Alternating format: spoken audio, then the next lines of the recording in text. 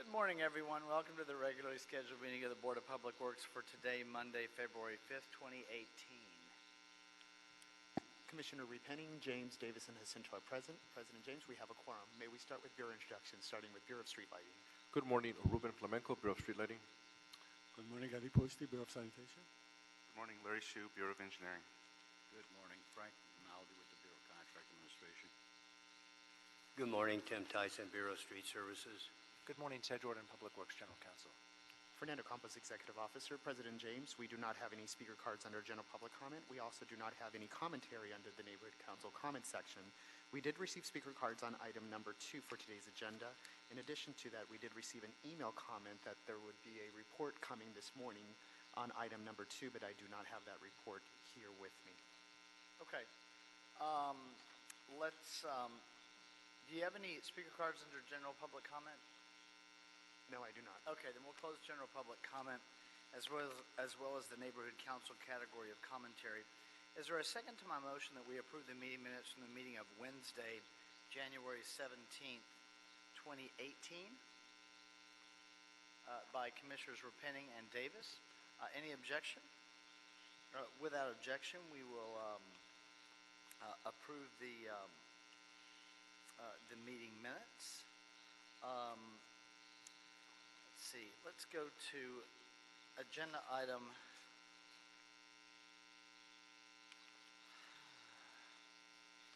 We have some subcontractor substitutions that we can dispose of quickly. Agenda item number 8, subcontractor substitution, Keywood Infrastructure West Company, recommending that the board concur with the action of Commissioner Davis, approving the request of Keywood Infrastructure West Company for the subcontractor substitution of Pacific International Grout Company with Throop Lightweight Fill Incorporated for grouting work on the LCIS Rehab Black Welder to Olympic project. Mr. Espindola. Good morning. George Espindola with the Bureau of Contract Administration. The Bureau received a request on December 19, 2017 from Keywood Infrastructure West to substitute their bid-listed subcontractor Pacific International Grout Company, a OBE contractor, for concrete grouting with Troop Lightweight Fill Incorporated, an SBE contractor. The request was accompanied by a letter from Pacific International Grout Company withdrawing from their portion of the work. The bid-listed amount for Pacific International Grout was $143,000. Troop Lightweight Fill Incorporated will complete Pacific's International Grout portion of the work for the same amount. Therefore, this substitution is at no cost to the city. The Bureau concurs with the recommendation of Commissioner Davis to approve the substitution. Thank you. Any questions on agenda item number 8? Any questions at all, Commissioner Davis, on number 8? Okay. I don't have any questions either. So Commissioner Davis has made a motion that we adopt agenda item number 8. I'll second it. Any objection? Without objection, we will adopt agenda item number 8. Any issue sending number 8 forthwith? We will send number 8 forthwith.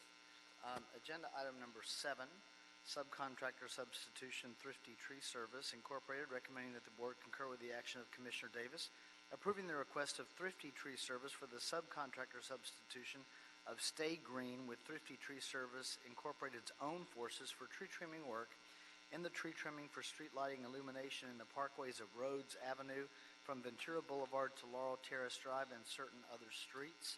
Mr. Espindola. Yes.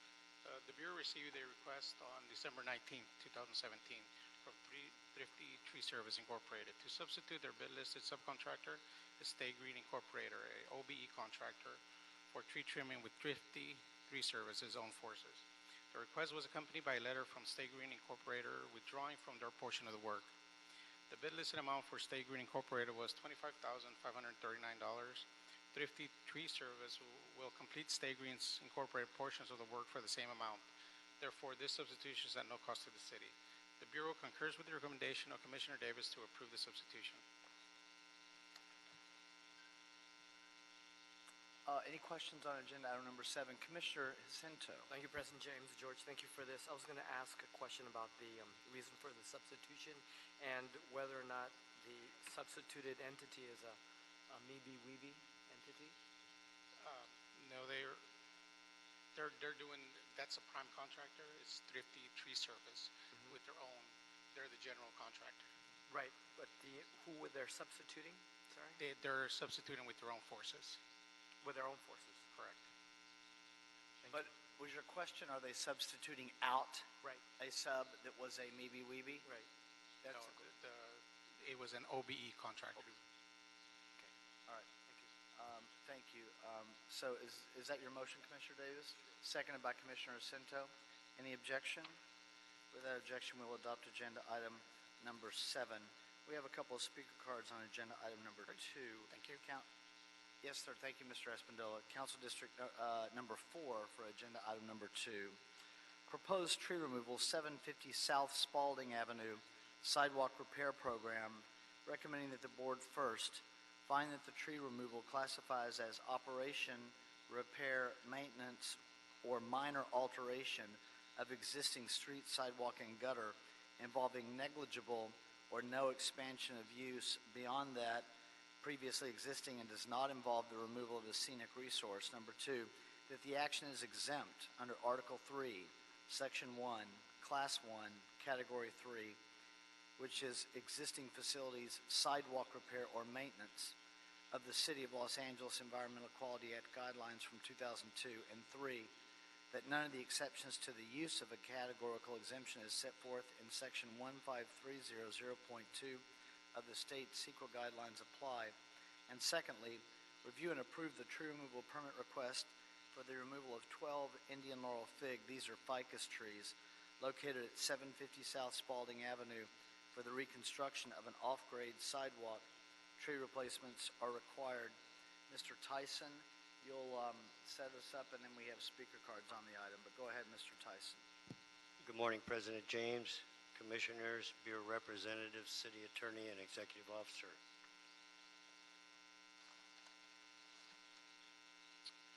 The Bureau of Engineering is the lead agency in identifying defective sidewalks at several locations throughout the City of Los Angeles as part of the citywide sidewalk repair program. Bureau of Engineering and its contractors are working in close collaboration with the Bureau of Street Services in addressing potential impacts to street trees adjacent to targeted locations.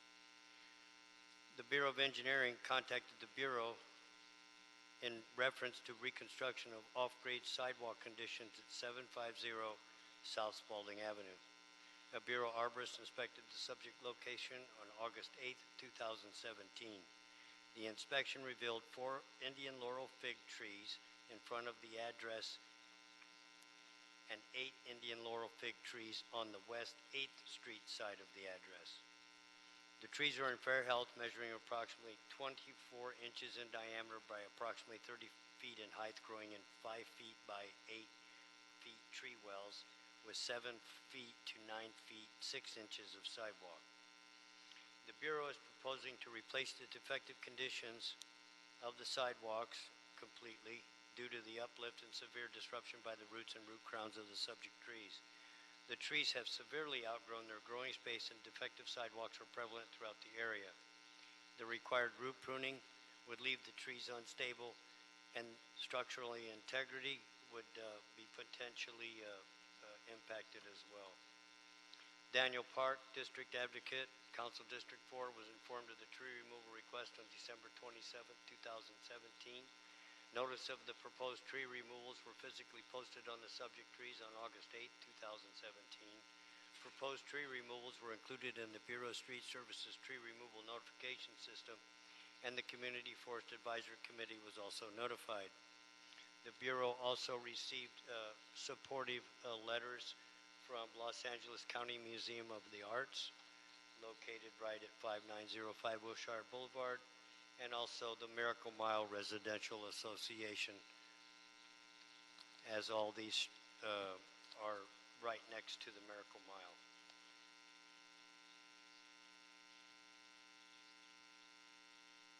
12 24-inch box-sized crepe myrtle trees will be replanted at 750 South Spalding Avenue, and 12 24-inch box-sized Chinese fringe trees will be replanted at the following addresses on South Allendale.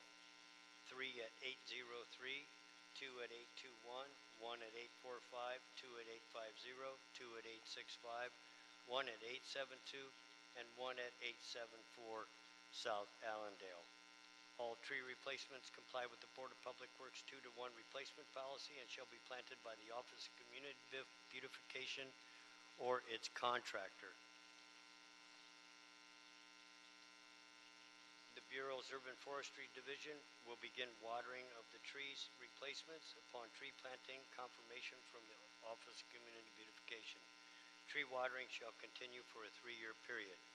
As you can see with the photos that were provided, these trees are severely starting to outgrow these locations, and the sidewalks are very small where they've opened up the wells in the past to try to compensate for the roots as they were growing. And you just can't do that anymore. And in order to root prune these and still have a 4 to 5 foot sidewalk on the other side, it would leave these trees unstable. Therefore, we recommend that the board consider approving this request. The instability of the tree, Mr. Tyson, would create a potential hazard and danger? To the public, that's correct. Yeah. A couple of questions. One, what's the arc of life of these trees? They look, obviously, they're mature. They're pretty. Yeah, they're mature trees. They're not semi-mature any longer. They're mature. They're in the middle of their life, and it would be in a declining state henceforth for the next 20 years. There's a reference in the letter from the Miracle Mile Residents Association, and I know that I think that's the same group that worked with Metro on the tree removals regarding the Purple Line. There's a reference in there regarding the HOA is willing to financially contribute to the replacement of the trees and repair of the sidewalk. Does that, I don't know that the assistance is needed regarding replacement, but perhaps there's an opportunity there for maintenance and watering, I should say?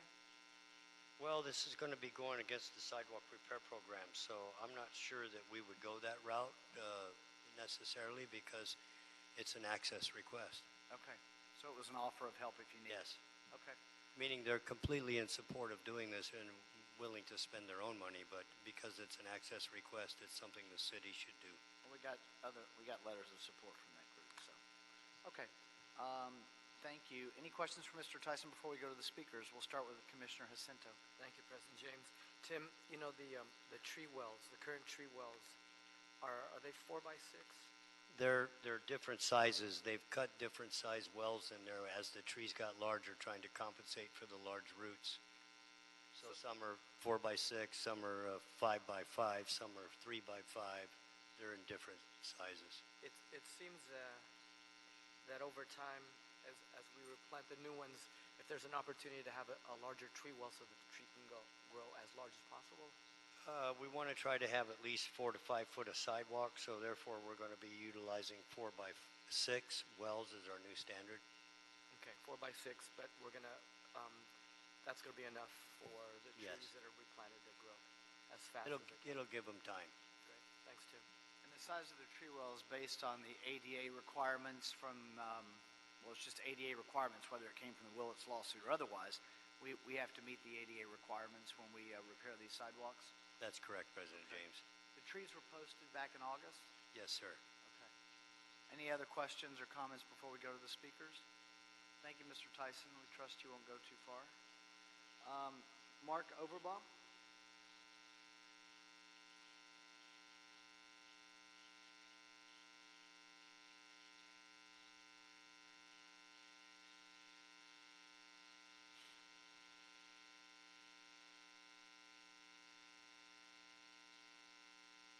Good morning, sir.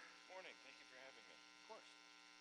I'm the president of the HOA for the property at that address. It's a 118-unit condominium complex that was originally built as a 55 and older community. So, as you can imagine, there are a lot of people that have mobility issues just like I do there. And you can probably see from those photos that accessibility is tricky there. In fact, a lot of us really can't even use those sidewalks around our own property. And in addition to that, it's just an extremely high foot traffic area. We're literally 1 block from the main entrance to LACMA, which receives, 1.2 million annual visitors a year, and that stretch of 8th Street is the parking is unrestricted. So they're not even parallel spots, they're 45-degree angle spots, so there's like 50 plus spots there. So you can imagine the amount of people who are using that stretch of street and the sidewalks around the building. So I just sort of wanted to kind of embellish on some of the information that you were given, in sort of real terms, that, we see people struggling to use those sidewalks every day. Residents, as I mentioned, visitors to the museum complex, everyone from strollers to senior citizens really struggle with those streets. And I personally have been involved in trying to sort of get some action done on correcting this for just over 3 years now. And Councilman Rue's office has been very supportive. As you've seen, Michael Govin, the CEO of LACMA, is very supportive. The American Mile Residents Association is supportive. We're happy to participate in any way we can in order to correct this situation, not just for ourselves, but for our neighbors. 2 minutes. Okay. Thank you, sir. Appreciate it. Sure. I have Andrew Wishard.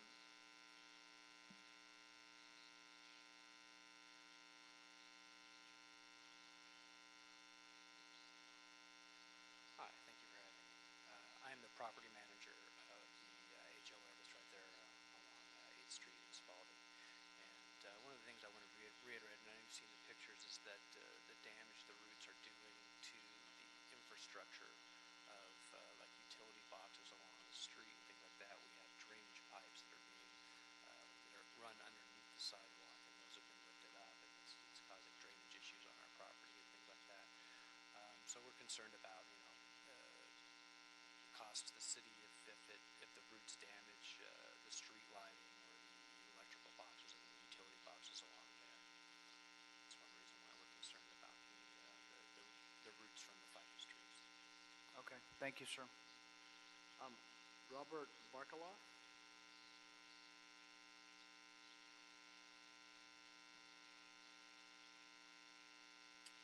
I'd like to voice the objections to the tree removal. It's under CEQA review right now, the city sidewalk program, and the law requires that all phases of the CEQA review be done prior to the project's approval. So we want to make sure that there's no negative effects on the environment. We feel that it fails to qualify for categorical exemption under CEQA, and there is an electronic document that's been submitted by the Office of Mitchell Tsai outlining the further details of this objection. Thank you very much.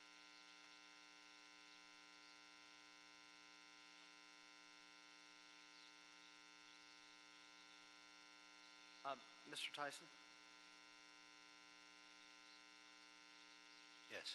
I know that the board report is clear, but I want the oral record to be clear. I just conferred with our city attorney.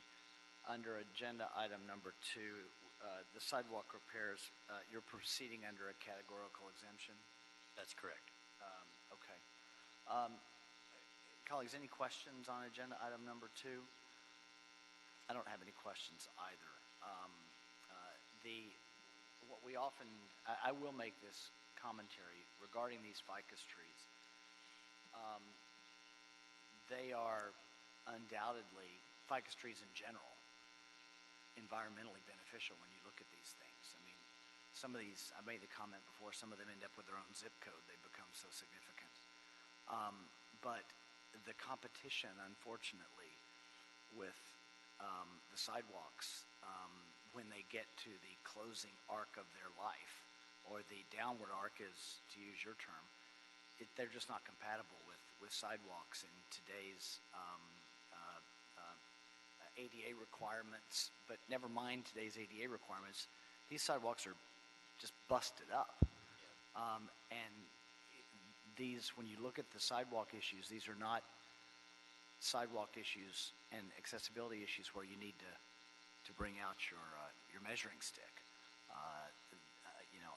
Unfortunately, these beautiful trees, and we see it happen around the city when we have these mature ficus trees that are spectacular for shade that were planted probably in the 70s. They were not compatible with an urban environment for accessibility, and we don't have a choice here.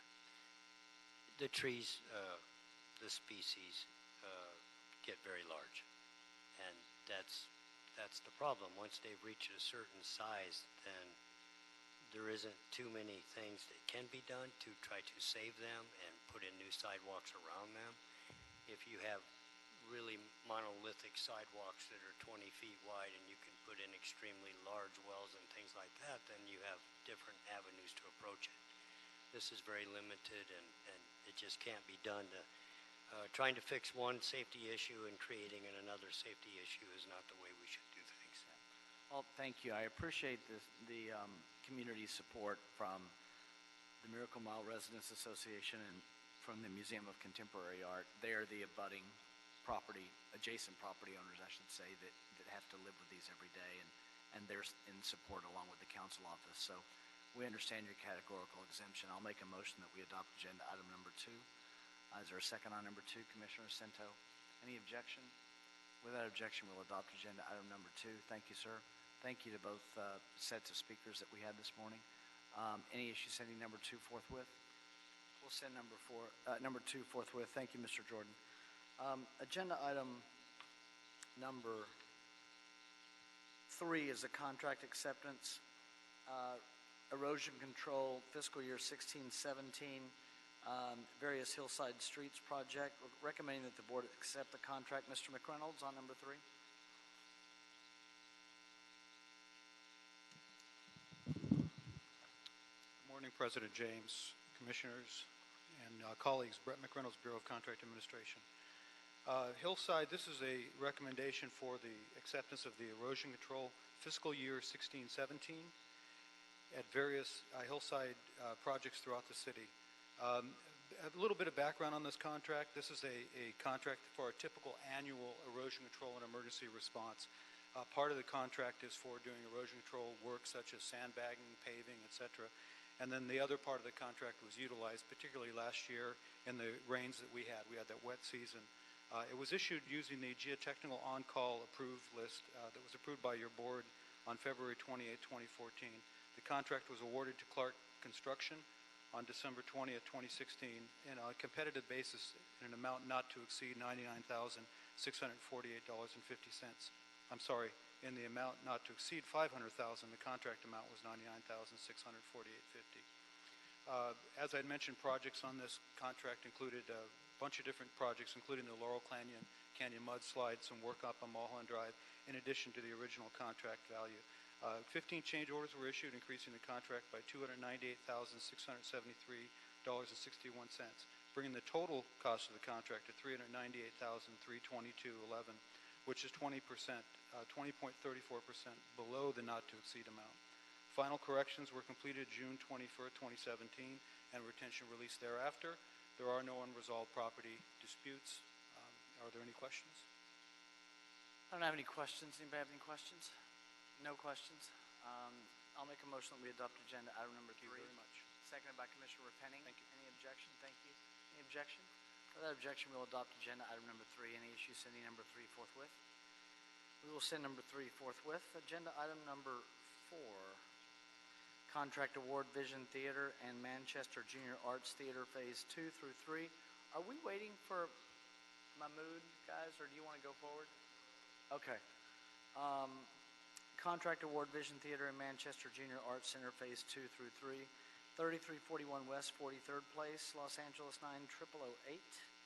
Recommending that the board first waive the bid correction procedure as it pertains to the bid received from Royal Construction Corporation as discussed in the report. Number 2, declare Royal the first low bidder to be the lowest responsible bidder and award them a contract for the project for the total bid of $23,543,000. And number 3, authorize myself or 2 members of the board to execute the contract after approval as to form has been obtained from the city attorney. Mr. Drucker? Okay. Good morning. Good morning. This project is located at 3341 West 43rd Place in Los Angeles. We are recommending the board to waive the bid correction procedures. Number 2, declare... Sir, would you stand a little closer to the microphone? Thank you. Thank you. Sorry. Make our oral record for us. Okay. We are recommending that the board waive the bid corrections procedures, declare Royal first low bidder to be the lowest responsible and bidder, as well as authorize the president or 2 members of the board of public works to execute the contract after approval as to form. Members of the board, we went through various ways to make sure that we get qualified contractors to bid on the project. And after all that exercise, we had 3 bidders, and Royal is the lowest of the 3 bidders. As you can see, the first one was to waive the correction procedure. The fact was that this contractor was a little sloppy in entering his numbers. And that sloppiness led to the math error that we found in the bid documents. And we verified these numbers that actually the contractor was really in error, and the total amount was 23.54 million. So we think that the math error was really, in fact, an error, and that's why we are asking the board actually to waive. We actually went through with the city attorney to make sure that he's with us as well. So that's one of the reasons we are waiving. We're asking you to waive that part of the bid. So the error issue that was raised by the contractor, the Bureau is, if I understand you, not disputing that and has conferred with the city attorney and gotten and received concurrence regarding that that error issue? Correct. Is that okay, Mr. Jordan? Yes, that is correct. Okay, go ahead, sir.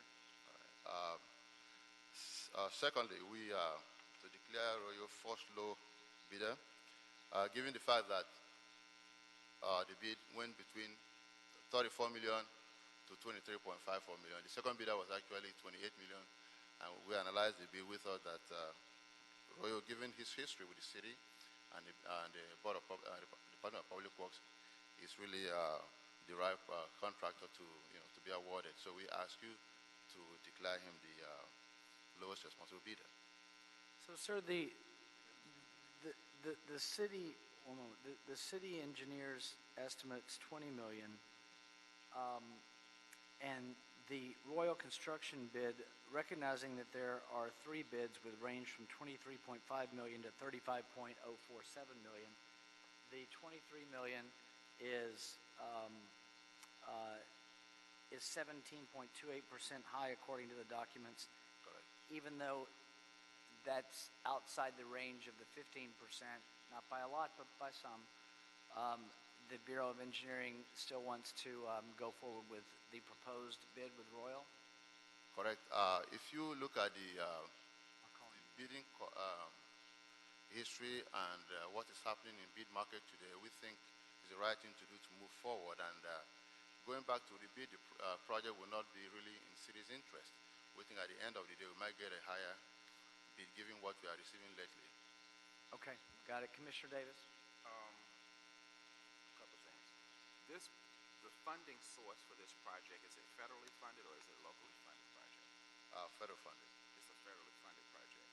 And in terms of can you discuss for us the subcontracting profile of this project? Well, I will let FBCA is here to do that discussion because we let them go through their analysis of the subcontractors. So are they here? They are not here. Actually. Oh. Ms. McGlinchey's here. Okay, thank you. Ms. McGlinchey's over in her reserve section. Okay, and Commissioner Davis doesn't always see. Oh, I'm sorry. Good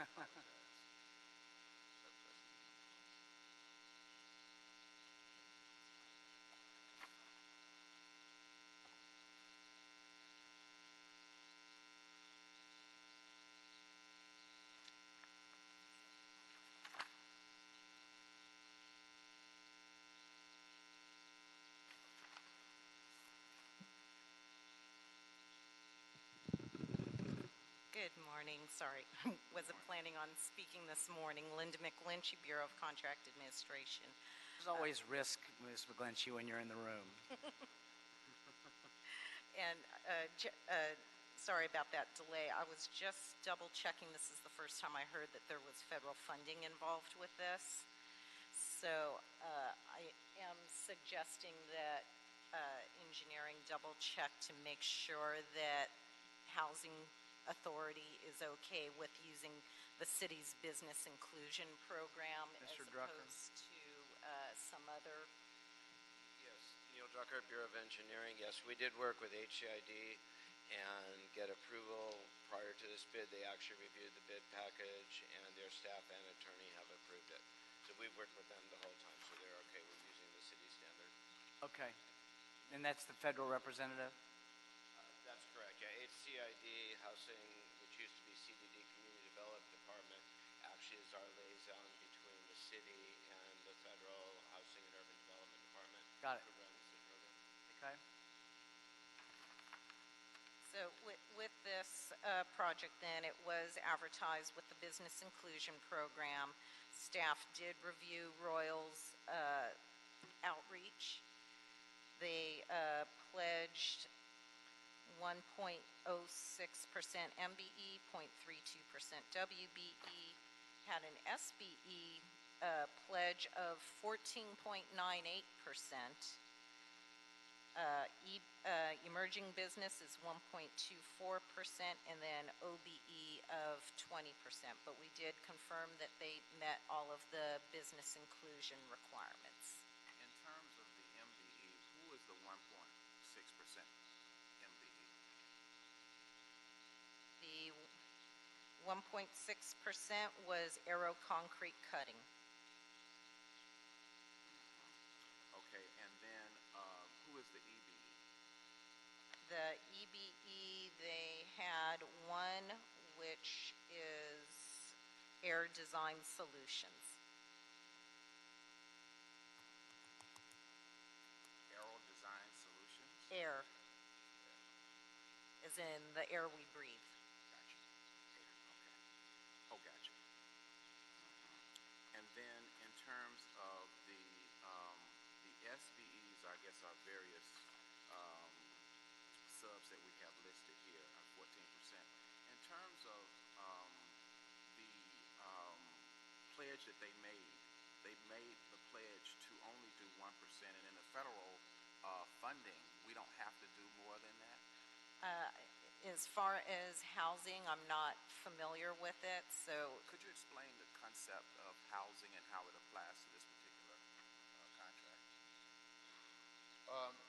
Housing also has the CDBG funds. That's how they become part of this. These are CDBG funds? Have CDBG funds, yes. Okay, and so these are federal requirements as a result of the CDBG funds? I suppose, yes. And they're okay with 1% minority business enterprise in federal government? They reviewed all the documents we submitted. Yeah, but that's not my question. Are they okay with this compliance of minority? 1% minority inclusion in the federal government is okay with it, is what you're As with the city, we'd hoped it be, and especially on a project of this type, located in the community that's located, we'd hope that it be higher. But similar to the city, theirs is based on reasonable effort by the contractor, so there's not a minimum participation level set. There's goals set, and we try, and we hope our contractors try to meet those goals. But as long as the contractor makes a reasonable effort, there's no minimum requirement set. I thought the federal government had a minimum requirement. That's not true? Is that Not, right? at least it was not set for this project. If they do for other So programs, they have different may. standards for different projects in the federal government? That is Mr. correct, McClendon? yes. Okay, and what were the different criteria that made this expectation different from this project, as Mrs. McGlinchey, as compared to other projects where we've had the federal government involved?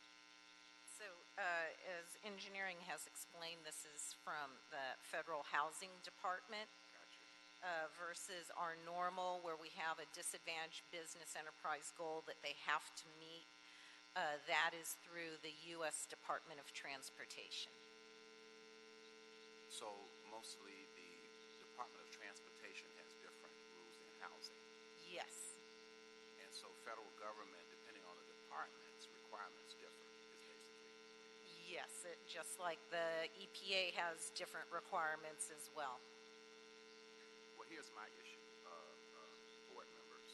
I think that because this project is certainly in an area that is underserved, and we do have a large underutilization of a lot of those minority businesses, specifically in that area, I clearly would like to see more than 1%, particularly in this area. We certainly have 1% in a lot of other areas.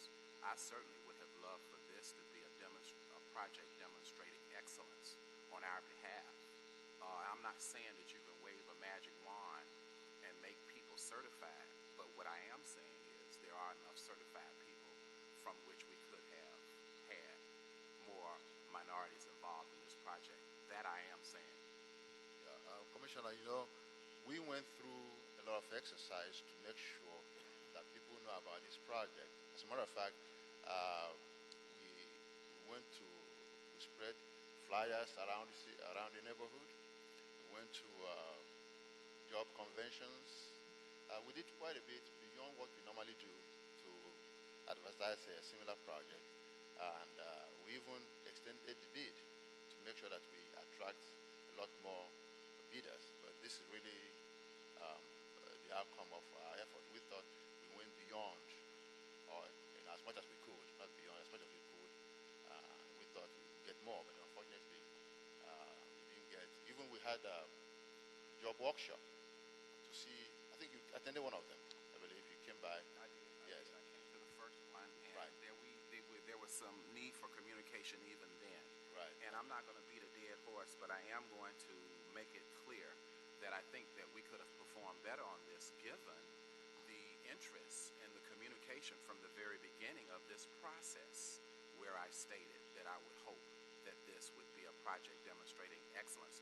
So in fact, this is not a new comment, and it shouldn't be a surprised one, because from the very beginning of this process, I expressed that concern that we'd be able to have that. And given the fact we have federal dollars in this, I would have expected that we would have done better than this. And again, I know that it's not personal comment that I'm making. I know that you can't run out and certify people. But again, we have many projects in this very city where we've had more minorities than this. And my point to you is those same minority companies still are in business. They're still qualified. They're still certified. So certainly I won't accept that we don't have enough certified minorities that could have been on this project, because I believe that there are. Thank you. Yes, sir. Yeah, we have also the Department of Cultural Affairs, who are the client department of this project. The end users actually, Mr. Ben Johnson here, and Danielle Brazell. Hi, Danielle Welcome Brazell. to the Board of Public Works this Thank morning. you so much for having me, Commission President. It's great to see you. Danielle Brazell, General Manager of Cultural Affairs. I just wanted to put a face on this project. This is the historic Vision Theater, which was built in 1932 by Howard Hughes, and it was also designed by Styles O'Clements. There's some historic features. This is a historic building, but if you go into the Vision Theater, you will see a beautiful, beautiful, extraordinary historic mural by none other than Anthony Heinsberger. And you may know his work when you go into the Ace Theater or when you go into the Roosevelt Hotel or the Pantages Theater, but you might not realize that this very Board of Public Works is sitting underneath his work here. And so this work by this artist is going to be saved by this contract. And I just want you to know the impact of the decision moving forward today, that we can get started on this exciting contract. We're working closely with the Council Office to develop an operations and programming plan. And I just want to recognize and point out our Performing Arts Director, Mr. Ben Johnson, who is really leading the charge on that. So thank you so much. Any questions from Ms. Brazil? You have a question for Ms. Brazil? Well, Commissioner Jacinto. It was more towards, I appreciate General Manager Brazil's presence and Ben, because this is important for the revitalization of Limmer Park in that area and what it represents. It was more a question to GK. Oh, okay. Thank you. Thank you so much for having me. Thank you, President James. Thank you, General Manager Brazil. GK, just a couple of quick questions. You know, I do hear our colleagues, Commissioner Davis's comments and share in those as we move forward, that this is too important of a project for Los Angeles not to be at the leading edge of inclusion and diversity, given what our general manager, our excellent general manager, has shared with us. I'm going to go back to Royal Construction, and you mentioned it. It's an administrative sloppy move. Those are your words. Is there work in the historical renovation? Good work. Yes, we talked to staff and found that he's been involved in various projects, and he also is somebody that you can work with in terms of asking him to employ locals and all the rest of it. And based on the work he has done in the past, we think he's the kind of contractor that can actually deliver on this type of project. So their construction work and their management and the realization of the plans, which are wonderful, by the way, in terms of looking at the renderings. So our board, we want to ensure that not just administratively, but all the way around, that they're going to be, going to cross all their T's and dot all their I's. Correct. Thank you. Thank you, Commissioner Jacinto. Commissioner Repenning. I was also going to ask about our history of working with Royal, given, these types of projects, we know when we get into these historic structures that sometimes you find things that you hadn't planned for, and these are the type of projects where I think you tend to see additional costs beyond sometimes what we anticipate as a city. So that was my question, because we're already, obviously even the lowest bidder is already 17% high, and then you look at the next two bids and they're quite a bit higher, 43% and 74%. We ended up extending the bidding period for this project? A couple of times, yes. A couple of times. And then there was a meeting, was it a meet and greet with contractors? Job walk, yes. A job walk. But did we ever do a matchmaking event on this? I don't know if you call it matchmaking. However, we did a workshop, two workshops that we had, have our contractors come in so that the subcontractors can talk to prime contractors and see how they can work together. Okay, so there was a meet and greet between contractors and subs. Correct. And we made it clear to the interested contractors that this would be a project where, we can't require it, but it's very important to our board, to the city, that those bids are reflective of Los Angeles. We did that, correct. All right, well, look, it's not a great outcome, but given the fact that we extended twice, I'm not sure that turning this over and going back out is going to give us a better result. It sounds like, the work was done as far as bringing people together, which I think is usually, it seems like the way to get the best outcome is, bringing the subs and the primes together. So I don't know what would be achieved by not approving this today. I would just say, if there are change orders or things in the future, if there is an opportunity to increase the inclusion on this contract, that would be very important as we consider approving any additional dollars that might be needed. And, I think in general, the good thing is that this project is finally going to get underway for construction, and obviously is going to be a great thing for that community and for the city as a whole, a destination, hopefully. Thank you. Thank you, Commissioner Repenning. Mr. Jordan? Yeah, just a minor housekeeping item, as we've had in a couple of projects recently. Bids were requested and then received all prior to a recent court action that touched upon the board's electrical safety policy. That policy is no longer in effect, and so a communication, we will recommend that a communication be sent to the contractor who signed off on compliance with the electrical safety policy, that the board will no longer be enforcing that policy. So it's part of the bid package, so communication can be sent. It's my understanding that's being done on similar projects where bids have come in prior to the effective date of that court's order. So we will recommend that that be done in this project as well. Well, let me jump into this hoop. Okay. Does that open up any subcontracting opportunities that might improve the MBE-WBE number? It's hard for me to speculate on that, but could it? I would say it could possibly, but you know, the bidder in this case listed subcontractors. Yeah. So the contractor is bound to use the subcontractors that it listed. If there are project needs that fall below the listing requirement, 0.5% of $10,000, then that could open up additional opportunities. If there is a need to change a subcontractor because one of the listed firms, say, withdraws, which happens from time to time, or some other reason, and the prime needs to go out and find a new subcontractor, then it could open up additional possibilities that's there as well. It's really hard for me to speculate because I'm not familiar with what subs are available in what trades.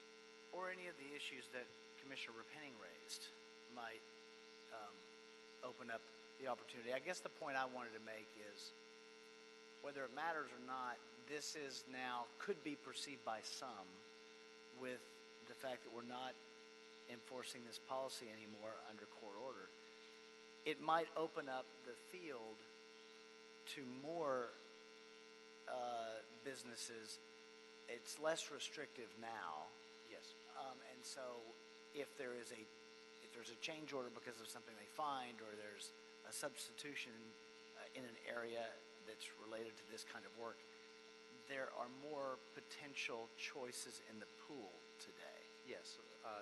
Not having the policy widens the field rather than narrows it. Got it. All right. Anything else, anyone? Commissioner Asentos made a motion that we adopt agenda item number 4, seconded by Commissioner Repenning. Is there any objection? Without objection, we'll adopt agenda item number 4. Any issue sending number 4 forthwith? We will send 4 forthwith. Thank you, everyone, for the discussion this morning. Agenda item number 5. Requested contract acceptance, Council Districts 2, 3, 4, 5, 6, 7, 10, 11, 12, 13, 14, and 15. Surface Transportation Program, local radar speed feedback signs. This is a federal project. Recommending that the board first accept the contract. Second, assess Steiny and Company with a penalty in the amount of $2,275 for violating the prompt payment of retention requirement involving 1 bid-listed OBE subcontractor, and 3, instruct the Director, Office of Accounting to disencumber the recommended city penalty in the amount of $2,275 from the project. Mr. Gutierrez. Hello there. Good morning, all. Mark Gutierrez, Bureau of Contract Administration. As mentioned by Commissioner James, staff's recommendation is to accept the contract, but assess Steiny and Company with a penalty in the amount of $2,275 for violating the prompt payment of retention requirement involving 1 bid-listed OB subcontractor. As mentioned, this project is federally funded. Part of the requirements of federally funded contracts is the prime contractor pays their subcontractors both progress and retention payments within 30 days from receiving payment from the city. Subcontractor's superior pavement markings was mentioned to us a final payment date of April 21, 2016. Staff calculated the prompt payment of retention deadline date to be January 21, 2016. So the sub was paid 91 calendar days thereafter. As a result, we're recommending a penalty of $25 per day times the 91 days equals $2,275. We're holding those funds in retention, obviously. Is that all that we're holding in retention? Yes, I ask because my understanding is that Steiny and Company is no longer in business. that's correct. Okay. Which may be contributed in part to the fact that, I don't know, that we're here with a suggested penalty. Any other questions or comments on agenda item number 5? I'll make a motion that we adopt agenda item number 5. Is there a second? By Commissioner Davis. Thank you, sir. Thank you. Any objection? Without objection, we will adopt agenda item number 5. Any issues sending number 5 forthwith? We will send number 5 forthwith. Agenda item number 6, Bureaus of Contract Administration, Engineering, and the Department of Transportation, contract acceptance, highway safety improvement. Did we do this one? No. Highway Safety Improvement Program, Woodley Avenue, Raymer Street, and DeSoto Street, Knapp Street, Metrolink Crossing Improvement Project, federal project number on the agenda. Mr. McReynolds, sorry if I did notice this earlier. I meant to do yours together. No, it's okay. Here Hello you again. are. Brett McReynolds, Bureau of Contract Administration. Here to request your acceptance of the HSIP Woodley Raymer Knapp Street Metrolink Crossing. The contract was awarded to KDC DBA Dynaelectric Inc. and executed by your board on October 4th, 2013 in the amount of $397,638. The project upgraded traffic signals along the corridor between Woodley and also in DeSoto and Knapp, so it covered both Council Districts 6 and 12, both sides of the valley. 10 change orders were issued, decreasing the contract by $24,988.12, bringing the total cost of the contract to $372,649.88, which is 14.8% below project budget. The deletion of the work involved reducing the flagman that was required at night and then also paving reduction. All work, including final corrections, have been completed, and the work completed July 30th, 2015. Contractors comply with EEO and labor requirements. There are no unresolved property or disputed funds. Any questions on number 6? I don't have any questions on number 6. Commissioner Cento has made a motion that we adopt agenda item number 6, seconded by Commissioner Davis. Any objection? Without objection, we will adopt agenda item number 6. Thank you, Mr. McReynolds.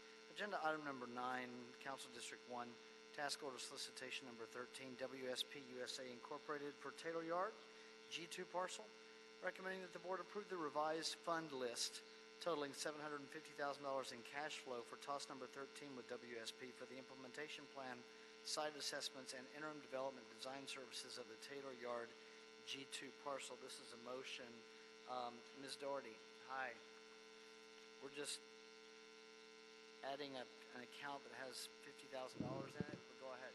Correct. Good morning. My name is Katie Doherty. I'm with the Bureau of Engineering's LA River Implementation Plan team. I'm here today with a motion to add a funding source to consultant contract with WSP for the Taylor Yard G2 parcel. G2 is an LA River adjacent property in northeast LA that was purchased by the city in 2017 for river revitalization and open space. It's a known brownfield due to its previous use as a rail maintenance yard. When the task was awarded in October, there was one funding source, which was the California Coastal Conservancy, a $2 million grant for implementation planning and site assessments. Since then, our partners with the Sanitation's Brownfields program has found an additional $50,000 in EPA funding for the project, so this motion adds that account to be able to utilize that funding for the project. Okay, thank you. Any questions? I'll make a motion that we adopt agenda item number 9, seconded by Commissioner Repenning. Thank you. Any issue, well, first of all, any objection? Without objection, we will adopt number 9. Any issue sending number 9 forthwith? We will send number 9 forthwith. Agenda item number 1.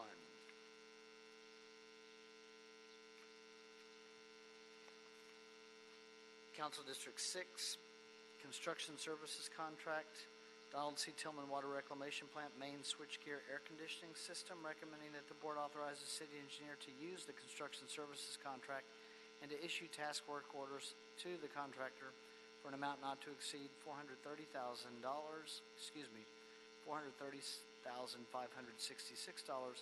for the Donald C. Tillman Water Reclamation Plant Main Switchgear Air Conditioning System project. Ms. Lee thought she was going to get out of here early, being agenda item number 1, and lo and behold, here you are. No problem. Good morning. My name is Crystal Lee, Project Manager at Bureau of Engineering Environmental Engineering Division. I'm here for the Donald C. Tillman Water Reclamation Plant Main Switchgear Air Conditioning System. It's CIP 8606. We are recommending authorization to the city engineer to use Cisco and issue task work orders for the contract's amount not to exceed $430,566 for the main switchgear. What's going on here is that we are installing a heating, ventilation, and air conditioning system for this building. It currently has no air conditioning and it gets really hot out there. They do have a lot of electrical equipment, including new switchgear systems that have sensitive electrical components that could potentially overheat. They've been seeing very high temperatures that the manufacturer's recommendations for these electrical equipments is to install that HVAC system, which would include 2 rooftop-mounted units and includes ductwork, communications, electrical, and so forth to keep the building at a cool operating temperature for those components. That's it. Okay, thank you, Ms. Lee. We'll start with Commissioner Jacinto. Thank you, President James. Crystal, thank you for this. You know, it's as I mentioned in the briefing, it's interesting to note that we didn't have an air conditioning climate control system at the beginning, knowing there's sensitive electronics. So I think the use of the Cisco is appropriate, given the type of performance that our contractor Murray has had, and it's good that Sean, you're going to bookend this with a report on that too as well. So I'm fine with this. Just didn't understand that why we didn't have that in the very beginning. The reason for that was the older systems, the switch gears currently in there are very beefy, industrial. They've been there for a number of years and they've worked great. Currently there is new upgrades to some of those switch gears that include more computerized components, like an IT room nowadays would have some cooling systems that would accommodate those because of the newer components that require a cooler temperature. So I understand better. It's due to an upgrade in equipment and therefore appropriate. Great. Crystal, thank you for that. Thank you. Anything further? Is that a motion, Commissioner Jacinto, on number 1? Seconded by Commissioner Davis. Any objection?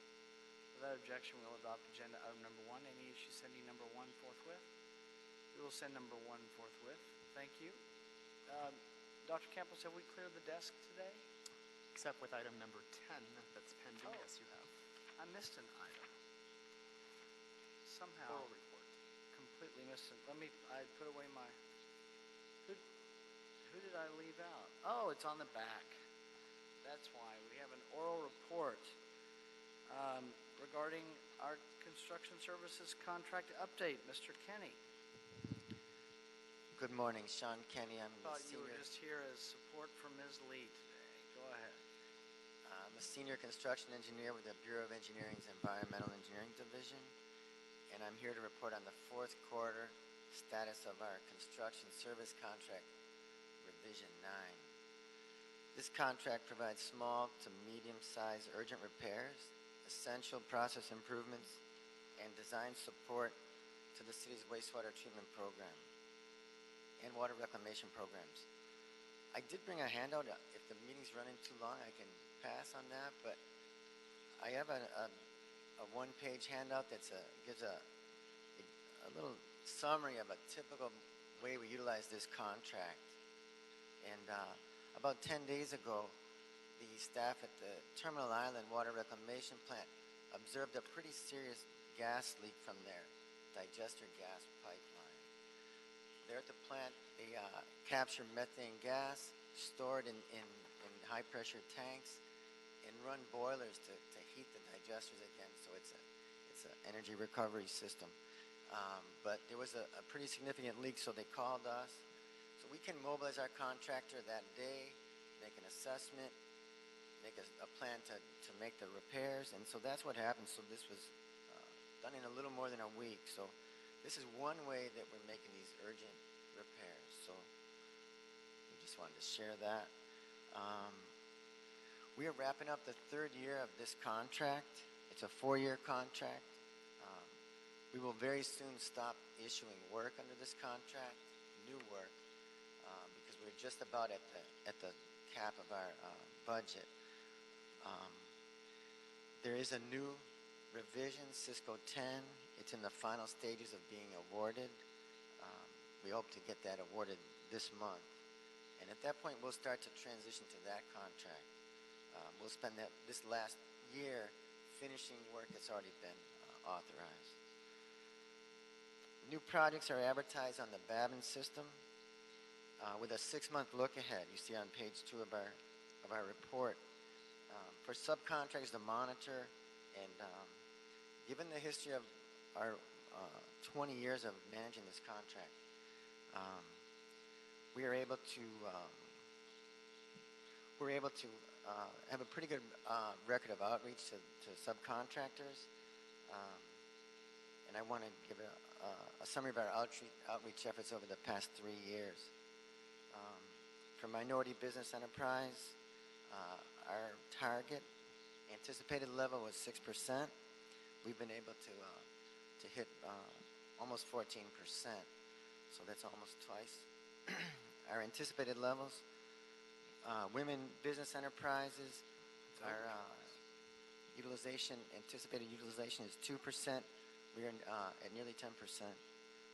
Small business enterprises, the target is 20%. We're just about there. This is we're 19.8%. And for emerging business enterprises, which has been a challenge for us, we've been able to finally break through. In the past, we've been unable to get any, but this quarter we were able to bring in some EBEs and at a pretty good increase. We're about 9%.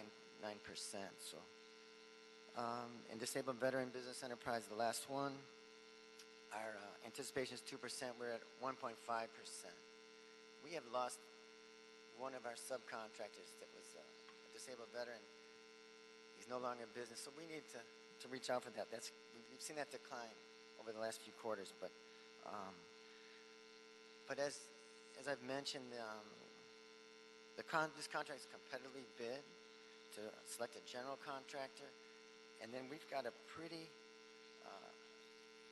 tight team at the Environmental Engineering Division. Our Cisco construction manager and the team of estimators and designers follow a pretty rigid set of procedures that we allow us to outreach, get competitive bids from subcontractors and vendors, and it's allowed us to reach some pretty good goals. So we want to thank you for your support. You guys, the board is always supporting us, and that's it. Do you have any questions? Well, we'll let Commissioner Jacinto start with. Thank you, President James. Sean, another Notes on the progress. Go ahead, Commissioner Jacinto. Thank you, sir. Sean, another good quarterly report. Looking at the expanded numbers of the MeBe-Weebe, the minority business enterprise, and the women business enterprise over the course of 3 years, and to know that this contractor has been able to get out $1.1 million to women business enterprises is of note. And I want to understand a little bit more about, we can do it offline, of how they're able to get those numbers, because it shows to the, in terms of their subs on this Cisco contract, that they're very successful. It's almost to the point where they're at the minority business enterprise numbers are 1.6. So they're on par, but they're 5 times what they pledged. So, if whatever the case may be moving forward for Cisco 10, it's clear that this program is successful. And we want to learn a little bit more about how they're able to do that. So maybe we could talk offline to learn about their success and how that could be spread as best practices in the field, to know that you can get $1 million out to women business enterprise over the last 3 years is of note, and I appreciate it. So thanks to you and Rick and the team and Mike and everybody, Crystal. Thank you. If I could, you mentioned about earlier that look for opportunities with change orders or different scope or substitutions. That's kind of what we're in every day. They're not change orders, but it's elements of work that come to us, and we have a lot more control over just how we can advertise and award that work. So by having a strong pool of subcontractors that we've worked with historically, it does give us some advantage, I think. Thank you. I don't want to be unfair here as we go forward to the next contractor. And I know it's nice when we have these kind of numbers where anticipated utilization is 6% MBE, 2% WBE, and actual is we more than double it on MBE. It was a higher number, of course, but we quadruple it on WBE. Now, I just asked this question to the Bureau for not necessarily answered today, Mr. Kinney, but as we go forward with the next Cisco contract, should they raise the anticipated utilization number for WBE? I think we'd be comfortable with that. I don't Okay. object to that. Now, I don't see any reason why we wanna can't maintain that. create and maybe both. But certainly when you're quadrupling the number, you don't want to create expectations and then, create unreasonably high expectations. But when we see these kind of numbers, I think we send the message to the contractor that we're starting to make progress here, and so we're expecting you to continue to meet these goals. So, all right. Well, thank you. Very good. Anything further? Now have we cleared the desk? Yes, you have. Well, there we go. We are adjourned this morning. Thank you, everyone. Have a nice Monday.